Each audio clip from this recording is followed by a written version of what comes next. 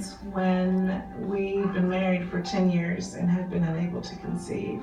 And our pastor and his wife, they began fostering and adopted 4 children. And it was amazing watching them parent those children.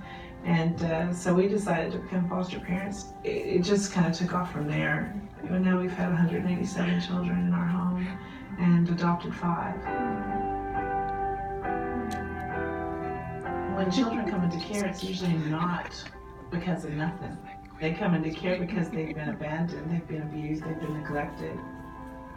The kids that are coming into foster care are coming suffering some of the most horrific stories of abuse and neglect you can possibly imagine. The abuse is getting worse.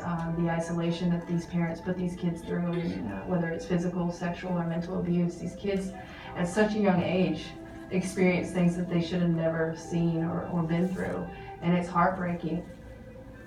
It's not something that can just be solved overnight. And so during that interim, children cannot be in the freeze frame.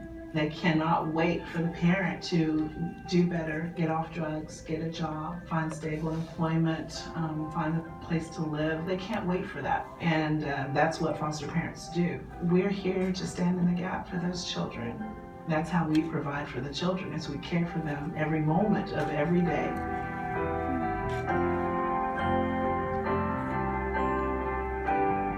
Upbring definitely has its roots in the gospel message. What we do for these kids is love them regardless of where they've come from and regardless of how they act too. And that is the heart of the gospel, that we are loved no matter who we are or where we come from. And Upbring gives kids a great opportunity by allowing them to be kids, by seeing them as individuals, and by providing them with every opportunity that we would want to provide our own children.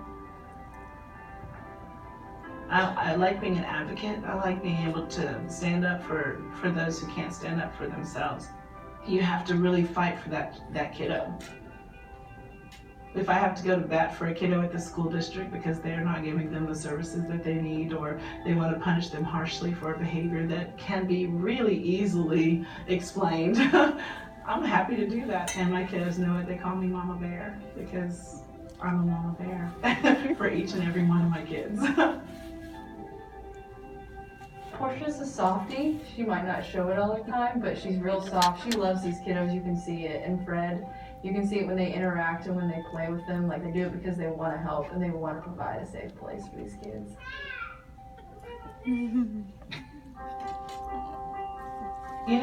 We see children experience firsts in so many great ways. The first ride on a bicycle, the first time in a boat, the first time seeing a horse or going to the zoo and seeing wildlife. I mean, there are so many firsts, and they'll later come to you and say, that's the first time I've ever done that. Some of the most impactful and inspirational things that our families are able to do for kids and that we're able to do through our families for children only happen through our donor dollars. The donors are there for a reason, and they really have done a wonderful job assisting us as foster parents to do our job. Because when the child comes into the home, we are providing everything that child will need for the foreseeable future. I get a lot of kiddos that come to me with nothing. And when I say nothing, I mean nothing. I got a newborn straight from the hospital, and he had a diaper, and that was it, and it was dirty. So when I say I have to run out for a double stroller in the middle of the night and spend $200 on one because I need it for the next day, if I can get reimbursed for a portion of that, is of great help for me.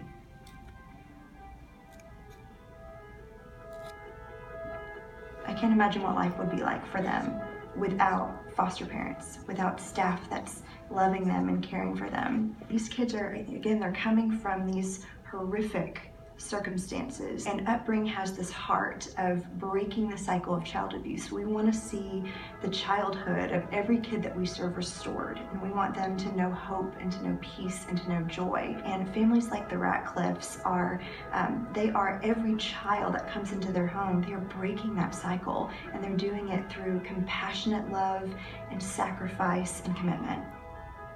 I can't imagine not fostering. It's a mindset. I've given up my career to do this, to be available to the children 24 hours a day, and it's just one of those things where I just can't imagine doing anything else with my life. That kind of feeds your soul, you know, it's a driving force. Every one of our parents has said yes to the ministry of foster care. They have said yes to these kids, and they've laid aside their own ambitions for the good of the children in their home. So we have to stand beside them and wrap our arms around them and make sure that they're able to do the work that they've been called to do.